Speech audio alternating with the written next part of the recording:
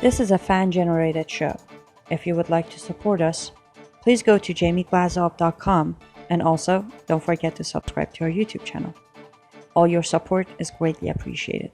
Good evening and welcome to the Glazov gang. My name is Daniel Greenfield and I'm going to be stepping into Jamie's shoes for tonight. Our special guest is the great Robert Spencer, a man who needs no introduction, so I won't give him one, except to say that he's our greatest out-of-uniform weapon in the war on terror.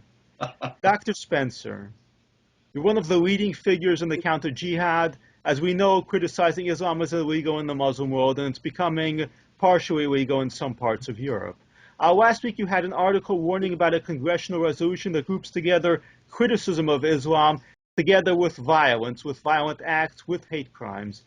Do you think that this is the path along which we might go that would lead to the criticism of Islam being banned within the United States? Oh, absolutely, yes. This is the first step. It's actually not even the first step, but it's a significant, a very major step along the way to criminalizing criticism of Islam in the United States.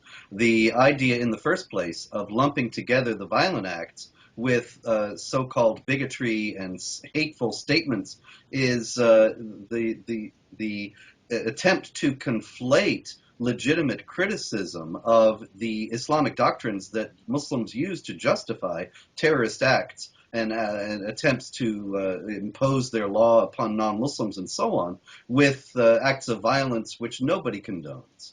And the idea is to stigmatize statements that are considered to be unacceptable or outside the bounds of what is acceptable discourse in order to silence people who are speaking about the nature and magnitude of this threat with reference to its motivating and guiding ideology. Now, the resolution didn't contain any criminal penalties or any punishments at all. It was simply a condemnation. But once these condemnations begin to be made and the precedents are set, then penalties become the next logical step. We saw this happen in Europe, and people like Brigitte Bardot being fined repeatedly for saying things that were considered to be offensive to Muslims or denigrating of Islam. And certainly this is the ultimate agenda of the Organization of Islamic Cooperation and its allies in the United States to compel the United States also to adopt laws that would result in the fining, imprisonment, and ultimately the silencing of people who are speaking honestly about the ideological roots of the jihad threat. That's very true. One of the interesting and more twisted things that we've seen in this election, where there have been more expressions of concern about Islamic terrorism, has been the idea that if a candidate discusses Islamic terrorism, if he speaks openly about it, he's actually in some twisted way causing it. We've seen that leveled at Ted Cruz, at Donald Trump, at Ben Carson. Certainly something you faced, I'm sure, in the past over the years. What's the best way to push back against this very distorted argument? The only thing I know to do in that case is just to keep telling the truth.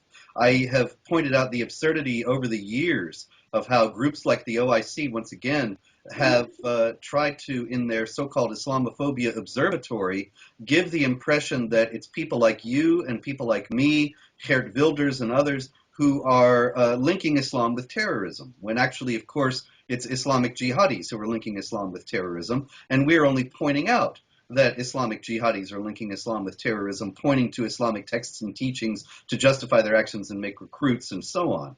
And so the idea that these politicians are causing terrorism is all of a piece with that, that the terrorists commit their acts, and the problem is not the acts that they commit, but it's us for pointing it out, or Donald Trump or Ben Carson or Ted Cruz or whoever. They're the problem for pointing out that these things are going on. And here again, it's exactly the same impulse. The overall agenda is to silence criticism of jihad terror so that it can advance unimpeded. And that is the insidious plan behind these trumped up media uproars that are accompanying pretty much every statement about Islam that's remotely honest that comes from any of the presidential candidates during this election season. Certainly, if Islamophobia is linking Islam and terrorism, then the Caliph of ISIS, Osama bin Laden, and the Muslim Brotherhood are some of the biggest Islamophobes out there. Exactly. And that just highlights the absurdity of the age that we live in. It would be comical were it not that lives are being lost as a result, and that the ultimate plan here is to silence all criticism of jihad terror so that it can advance unimpeded and unopposed. The interesting thing about Islamophobia is that it represents certainly a unique category in the traditional concept of bigotry. We punish crimes, hate crimes that are directed against individuals based on race, based on gender, based on sexual orientation, based on a whole catalog of things. Islamophobia is certainly the only crime which people are punished based on dissent for a particular ideology. And it is dissent since, for example, people who are even Muslims who are critical of the Muslim Brotherhood have been labeled Islamophobes. Cynical and manipulative aspect of the whole concept of Islamophobia, that it's only designed to intimidate people into thinking that it's wrong to criticize Islam, it's wrong to point out the ideological roots of jihad terror within Islamic teachings, that it's wrong to resist jihad terror in any effective way. I think the most notorious example of that is the young man at around Fort Dix who stopped the jihad plot against Fort Dix some years ago, and he did so by he was working in a video store. They brought in their VHS tapes of gory jihad beheadings and so on in order to get him to transfer them to DVD. He saw what was on them, was alarmed, and he went to his boss and said, "Should I call the police, or would that be racist?" And the whole idea that to stop people who were glorying in murder and mayhem and clearly planning to commit more would be racist just shows how effective the Islamophobia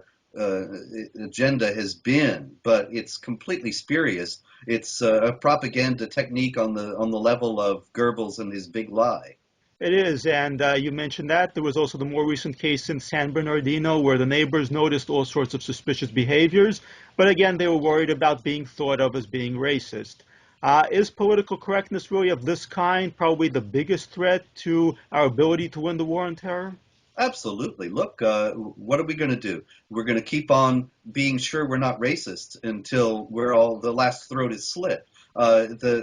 The idea that we don't report suspicious activity is something that ultimately is going to do us all in if it's carried out to its logical conclusion. Another example is Ahmed Mohammed, the boy in Texas with his clock, his supposed clock that he brought to his school, and it looked like a bomb in a suitcase. And so his teachers were alarmed and called the police. If it had been anyone else with a suitcase clock that looked like a bomb, the same thing would have happened now with the schools being so worried about shootings and having a zero tolerance policy for weapons. So he gets arrested, he goes to the police station and so on, and now he's suing for $15 million for Islamophobia. The only effect of that will be to intimidate people into thinking, I better not report suspicious behavior when it's a Muslim, because I'll get vilified as an Islamophobe and sued. And that is simply a recipe for suicide in the face of the advancing jihad. Absolutely, that's completely true. Islamophobia seems to have two main characteristics. The first characteristic is to criminalize any criticism of Islam in terms of terrorism, in terms of theology, on any level. The second is to shut down any awareness of Islamic terrorism itself, as we've just discussed. Are these 2 points really the gateway to dhimmitude? Absolutely.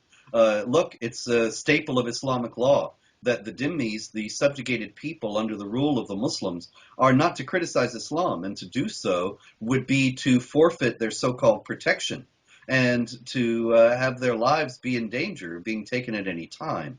The idea that criticism of Islam, of the Quran, of Muhammad is out of bounds is absolutely a Sharia provision. And all of this, ultimately, in the final analysis, is an attempt to impose that aspect of that singular and key aspect of Sharia upon the West. And then once that's done, the rest will follow. Quite disturbing. But we've discussed some of the candidates previously. This Republican season has seen, I think, a greater degree of openness to discussing many of these questions. Not, of course, on the level that you do, not, of course, on the level that many of our viewers do, but at the same time, there's seemingly a greater willingness to speak the unspeakable in the past. Do you think that there might be some signs of hope for political acceptance, political awakening to this situation yet? Yes, very much so. I'm actually, paradoxically enough, as the world is collapsing and the world is on fire with jihad, I'm more confident than ever, that things will turn around, because I see that this is being so much more discussed in this election season than it was in the last one. And in other words, that means reality is breaking through. It cannot be denied forever. And the president looks increasingly ludicrous when he takes to the microphones after every jihad terror attack and says, the first thing we have to remember is this has nothing to do with Islam. More and more people are waking up. Unfortunately, the worse things get, that is the mechanism by which people will wake up. But I still have confidence that it's not too late to head this off and to preserve free societies. I certainly hope so, and you'll be a powerful warrior in doing that. Dr. Spencer, thank you very much for joining us, and we hope you'll be back soon. Thank you. Viewers who found listening to this interview worthwhile should consider subscribing to the Glazov Gang and supporting the show for more interviews just like this. Thank you and have a good night.